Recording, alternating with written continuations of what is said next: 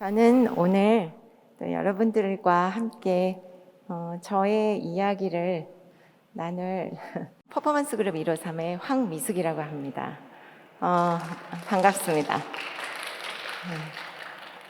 굉장히 긴장이 됩니다. 공연을 연출하고 작품을 올릴 때보다 더 긴장이 되는 것 같습니다. 이유는 저의 모교이기도 하고 고등학교 때 저의 은사님이 앉아 계시기도 하고 그리고 또 여기 또 후배분들, 그리고 또 여기 또 계시는 선생님들, 또 목사님, 또 여기서 함께 해주시는 선생님들이 계시니까 제가 좀 많이 긴장이 되긴 합니다. 저는 여러분들에게 오늘 네 가지로 좀 나눠서 이야기를 하고 싶습니다. 정신여고와의 어떤 만남과 또 제가 만난 하나님에 대해서, 그리고 새로운 어떤 비전에 대한 만남, 그리고 제가 예술가로서 하나님을 만나게 되는 그 과정을 여러분들하고 함께 나누는 시간을 갖도록 하겠습니다. 저는 정신여고를 졸업했고요. 동국대학교 연극영화과를 나왔고요. 그 이후에 이제 무용으로 석박사 과정을 밟게 됩니다. 그래서 저의 전공은 연기와 무용 두 가지입니다.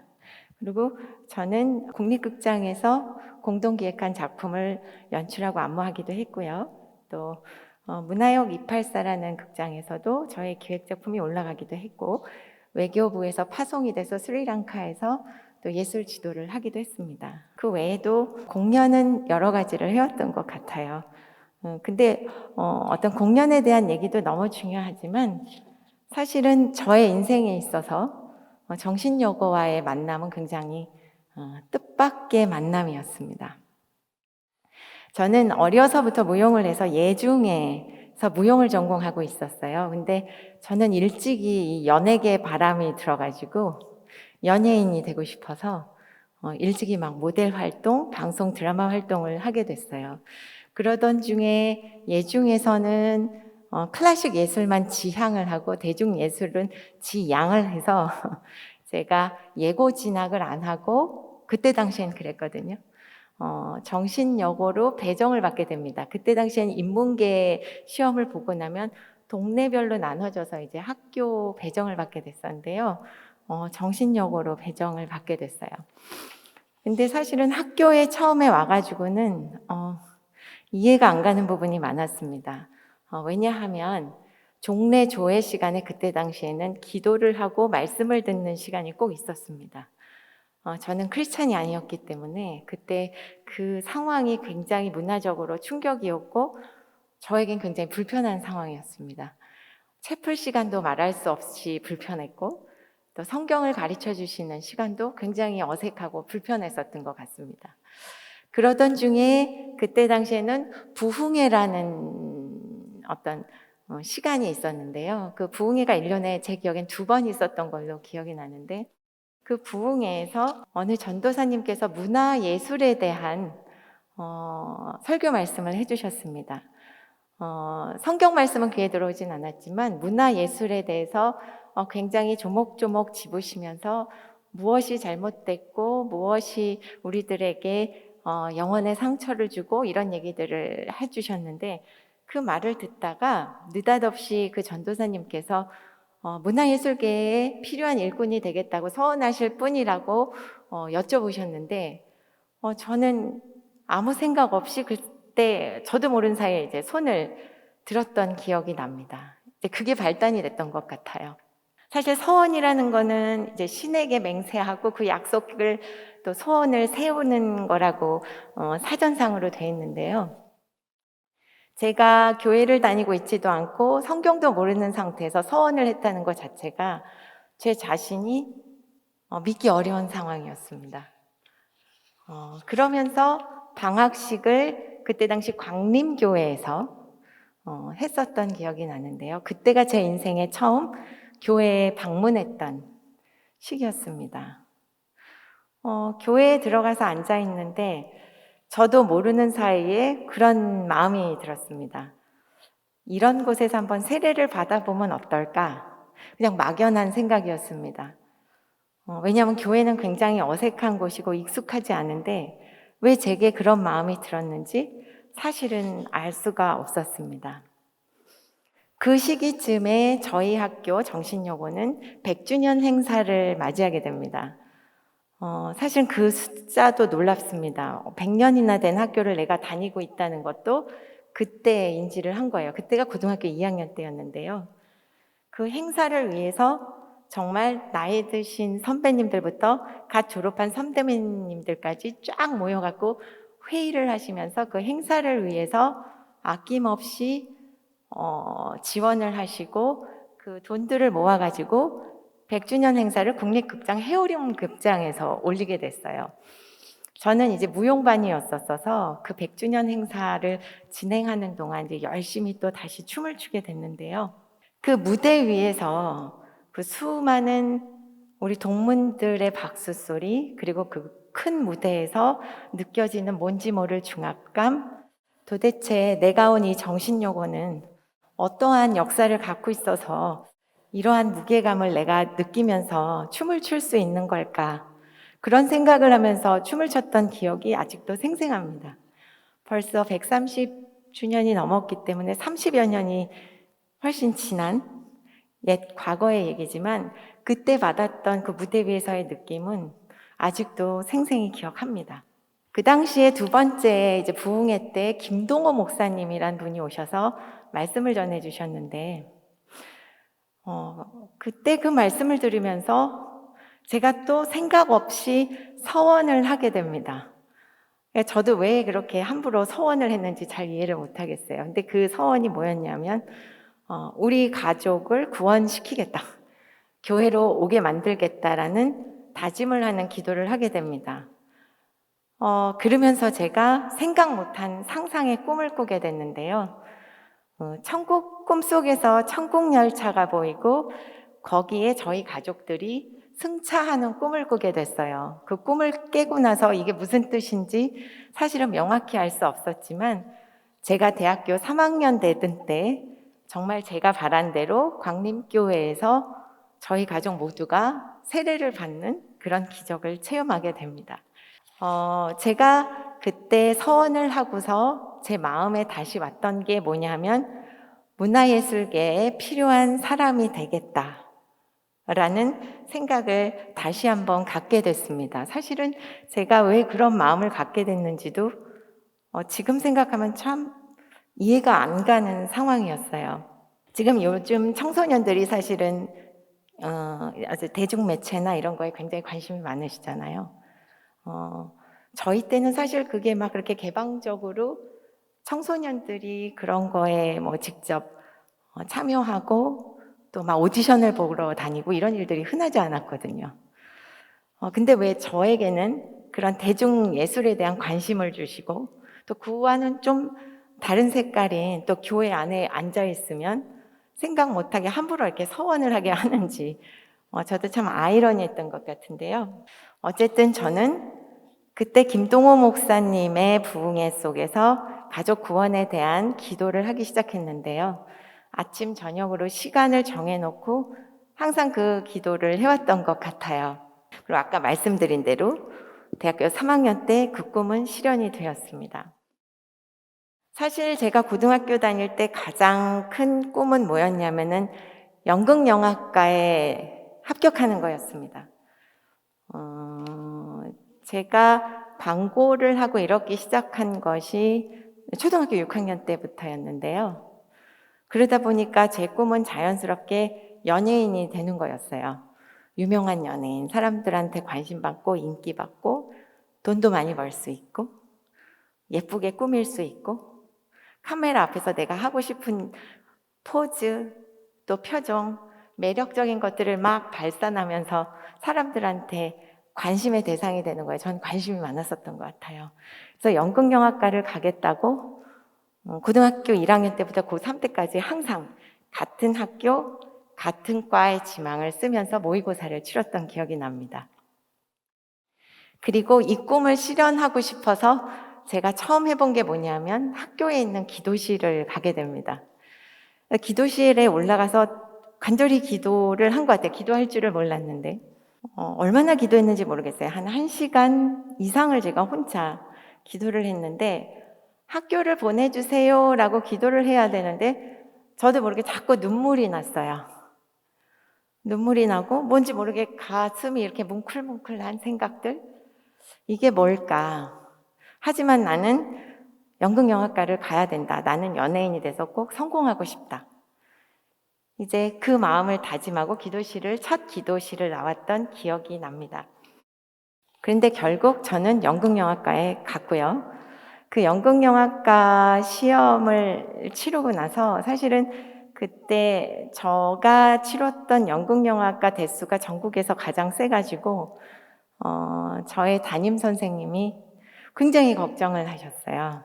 입시율이 발표가 됐는데 우리 미숙이가 는 학교가 전국에서 대수가 제일 싸다.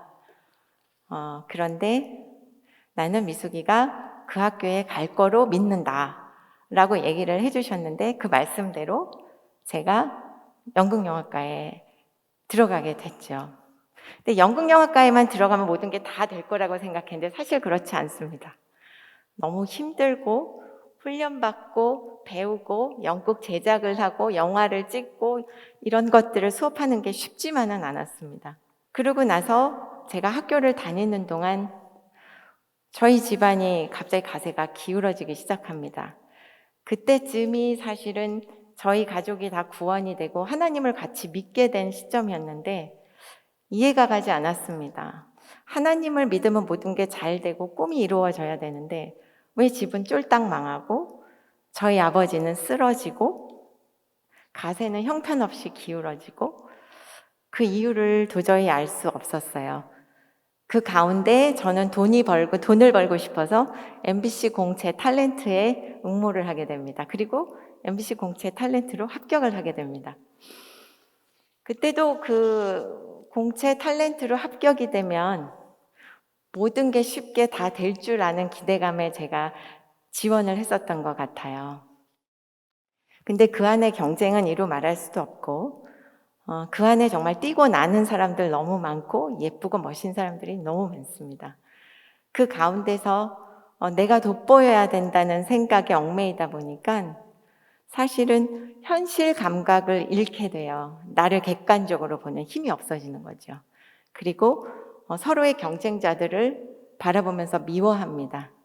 잘하는 것들을 인정하기 싫어하고 누군가가 잘 보이면 그것에 대해서 험담하고 그러는 생활들이 반복되는 가운데 제가 상상하지 못할 큰 교통사고를 겪게 됩니다. 제가 경추뼈가 완전히 다 으스러져서 처음에는 전신마비가 될 거란 얘기를 듣게 돼요. 그리고 제가 수술이 잘 되어서 회복되는 시간까지가 거의 2년 가까이 걸렸습니다. 그 사이에 제 몸무게는 34kg까지 빠지게 됐고 근육이랑 근육은 온몸에 다 빠진 상태에서 정말 너무 많이 무기력한 상태가 되게 됐어요.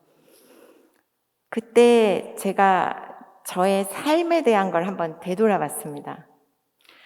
왜 예수를 믿으면 좋아져야 되는데 나는 사고가 났고 집은 어려워졌고 내 몸은 이렇게 됐을까? 내가 무엇을 생각을 잘못하고 있는가? 내가 뭐 잘못 살았나? 그런 것 같지는 않은데. 근데 이런 생각이 들더라고요. 제가 바라보는 관점은 사실은 내 중심, 나의 의지, 나의 열심, 그리고 세상이 주는 돈, 명예, 거기에 초점이 가 있었던 것 같습니다. 그러다 보니까 어느 순간에 제 안에 자아의 교만과 또 어떤 세상적인 것을 추종하고 세상적인 것에 바라보는 또 한 번의 그러한 내 자신을 바라보게 됐고요. 그때 제가 생각이 크게 바뀌었어요. 터닝 포인트가 됐던 것 같아요. 그때 이런 생각을 했습니다. 과연 그러면 내 삶의 비전은 무엇일까? 나는 어떻게 살아야 할 것인가? 지금은 건강도 나빠졌고 집안에 돈도 없고 난 아무것도 가진 게 없는데 그러면 나는 앞으로 어떻게 살아야 할 것일까? 그거에 대한 생각을 가지면서 비전이라는 거에 대한 그리고 나의 미래에 대한 진실한 꿈에 대한 것을 다시 한번 생각해 보게 됩니다. 그러면서 제가 생각이 다시 들었던 게 고등학교 때 서원했던 문화예술계에 필요한 사람이 되겠습니다. 라는 그 서원했던 시점으로 다시 제 생각이 돌아가게 됐어요.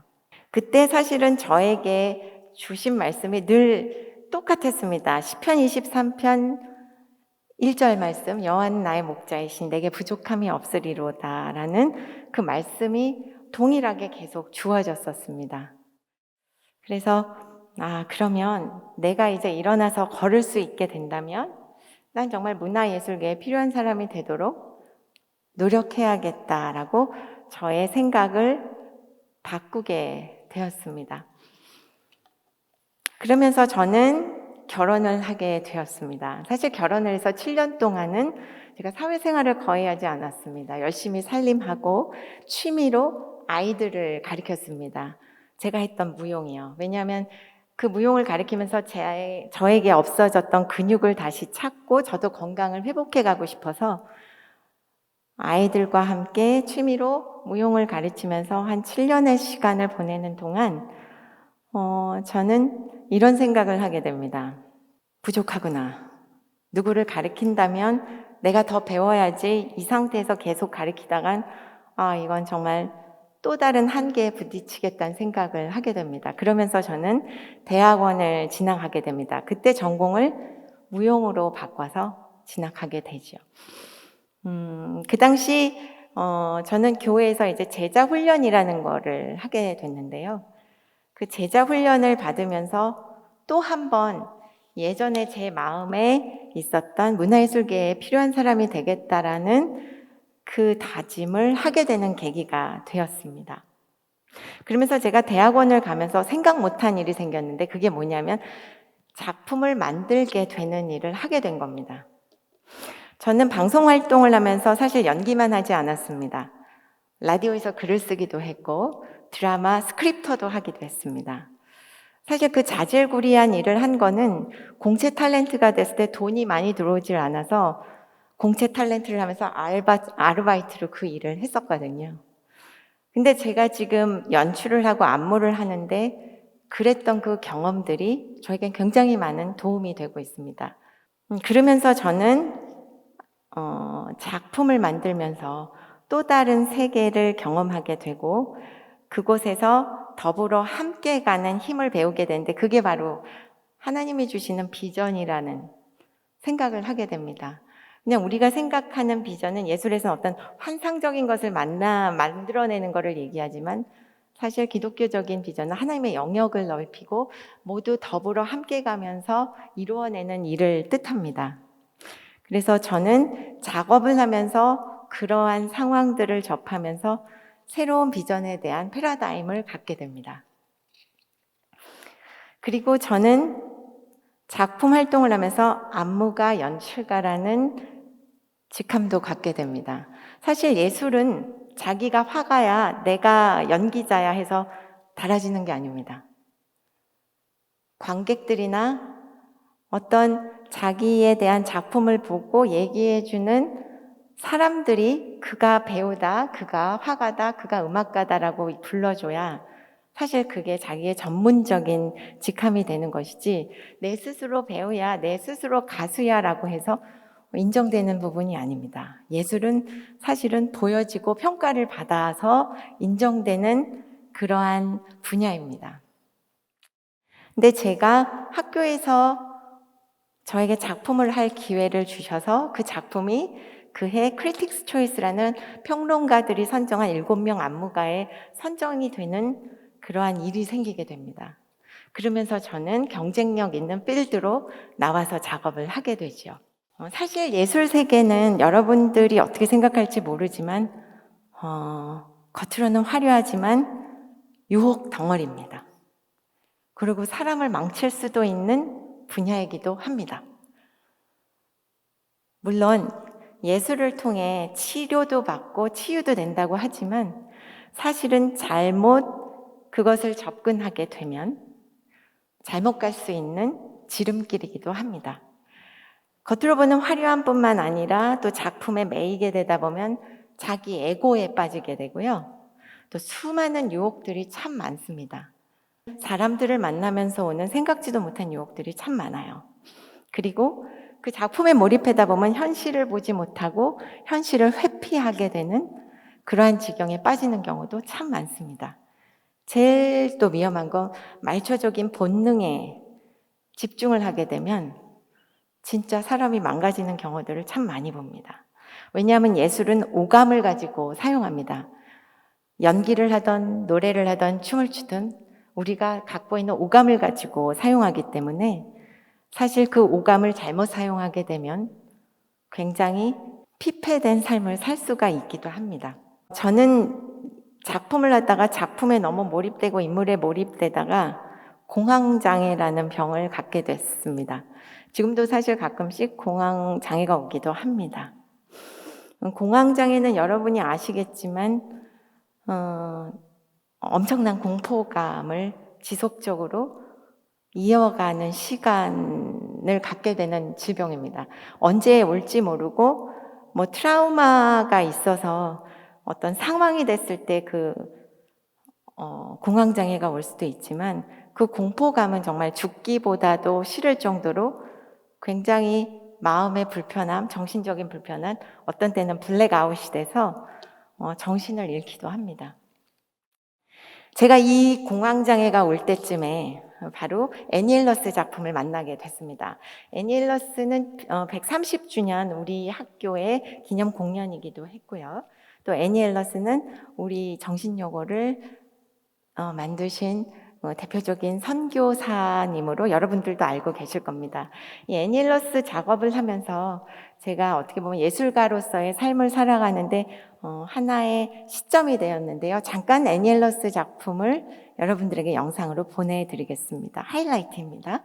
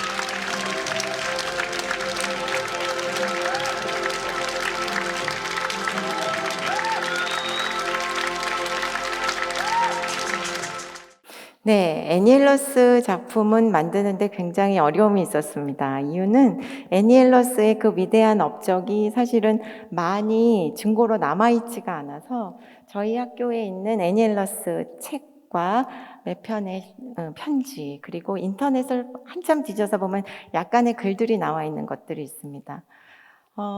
애니엘러스 작품을 만들면서 제가 중요시 여겼던 부분이 과연 이렇게 자료가 없는데 한 인물을 재조명을 해야 되는데 내가 어떻게 이 주제의 키워드를 찾아야 될까 고민을 했었습니다.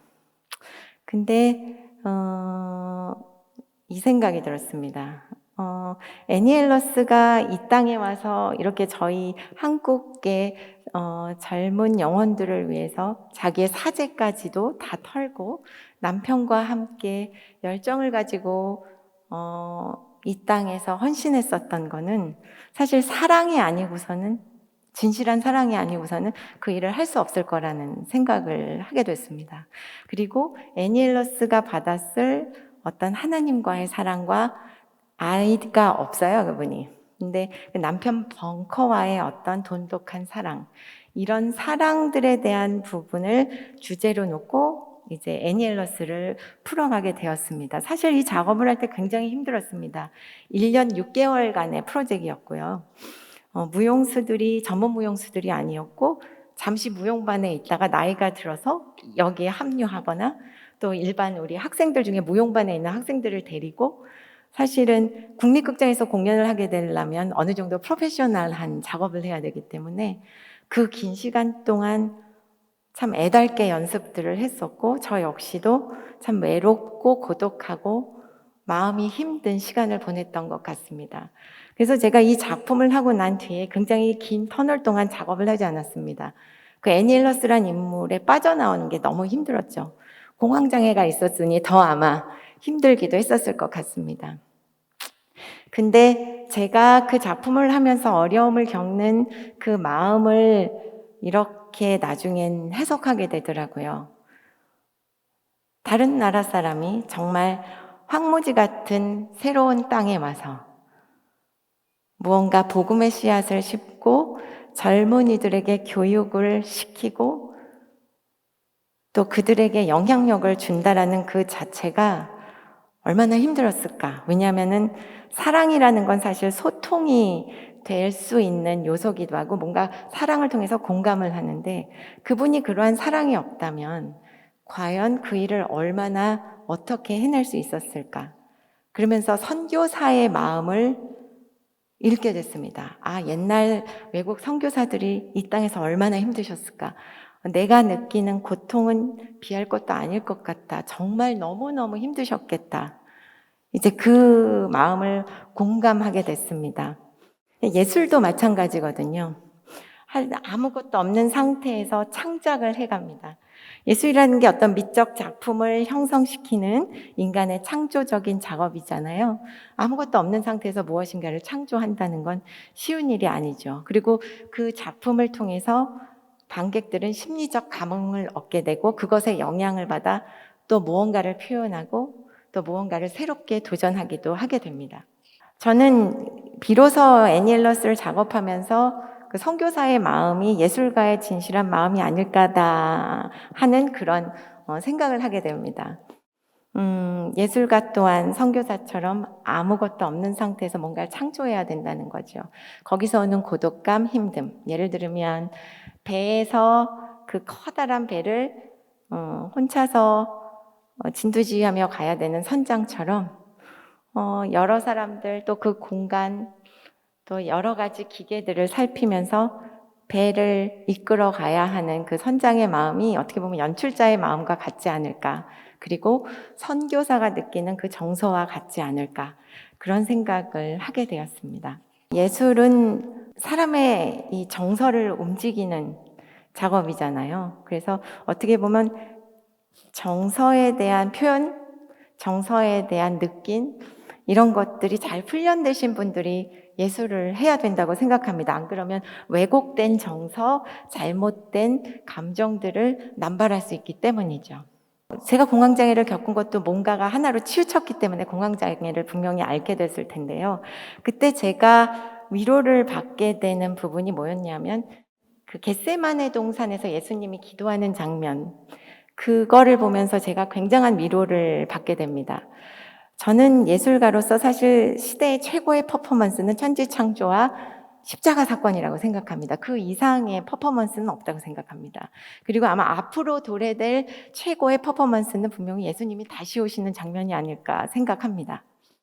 겟세마네 동산에서 예수님이 팔을 들고 큰 바위에 기도하시는 그 모습을 보면서 본인의 죽음과 인류의 구원이라는 큰 주제를 놓고 눈앞에 두고 계셨을 때 그 오는 공포감과 말할 수 없는 그 정서는 얼마나 큰 공황 상태였을까라는 생각을 하면서 예수님이 나의 이 어려운 공황장애에 대한 마음을 너무 잘 이해하실 수 있겠구나라는 생각을 가지면서 제가 공황이 올 때마다 그 위로를 스스로 해가고 있습니다.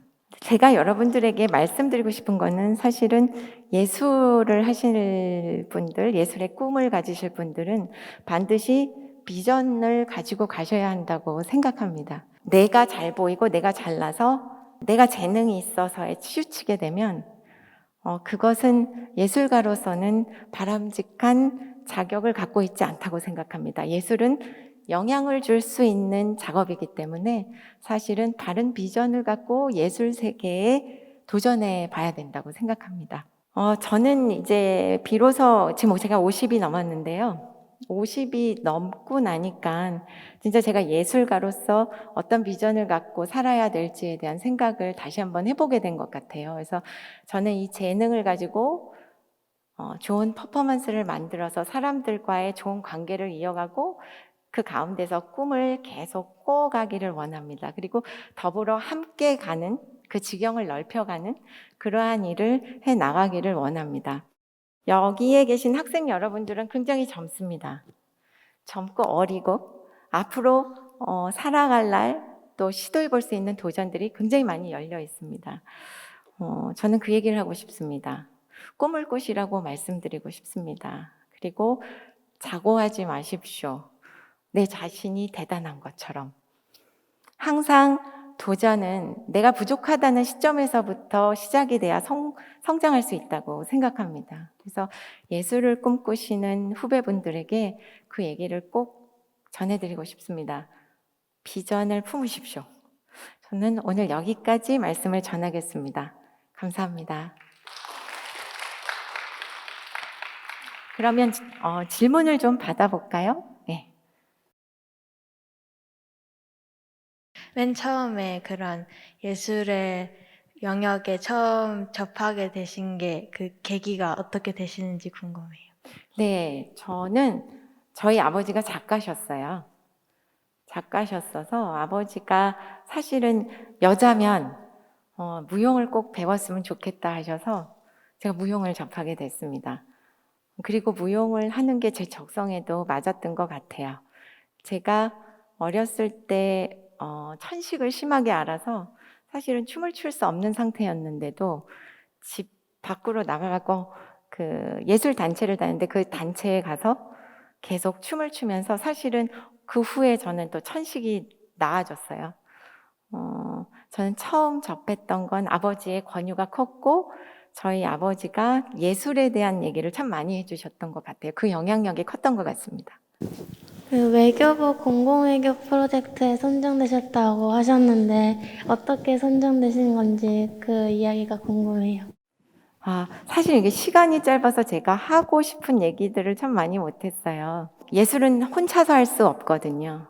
그래서 더불어 함께하는 멤버들이 있습니다. 그리고 학교의 어떤 후배들, 또 선배들, 선후배간도 있고요.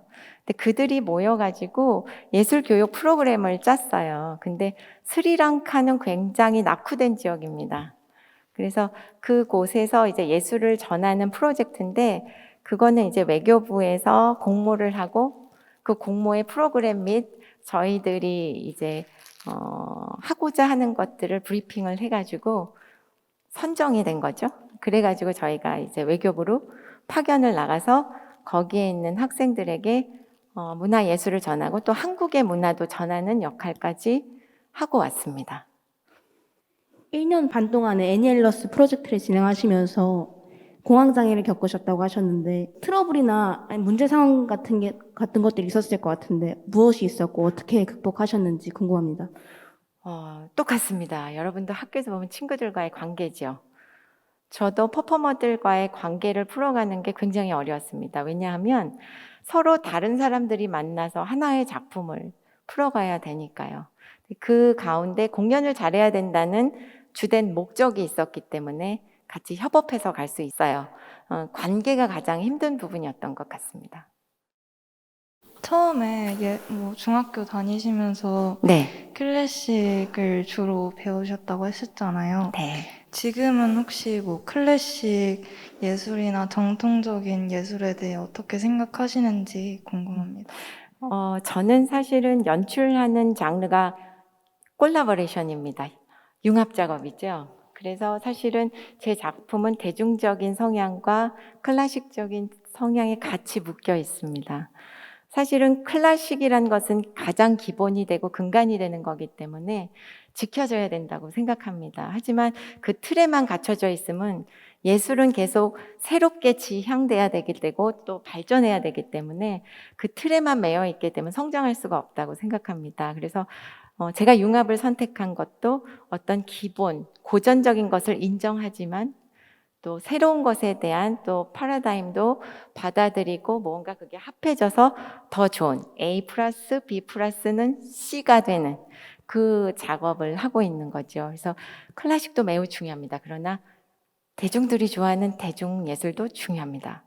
클래식 발레가 과거에는 대중적인 예술이었습니다. 그래서 추추복도 짧아진 겁니다. 인기를 받기 위해서. 예전에 낭만주의 시대 때 클래식 발레는 굉장히 추추복이 길었습니다.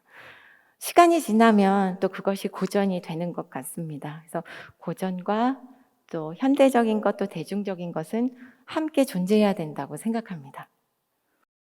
원래부터 예술을 하겠다고 어렸을 때부터 마음 먹었다고 하셨는데 네. 아직 진로를 못 정한 학생들을 위해서 조언해 주실 수 있으세요?